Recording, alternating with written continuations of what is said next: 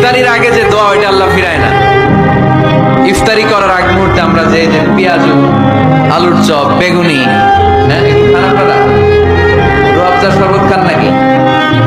এই যে সাজায় রাখা হয় ডিজাইন করে, এইগুলো রেখে যখন দোয়া করেন এই দোয়াটা আল্লাহ শুনে খুব।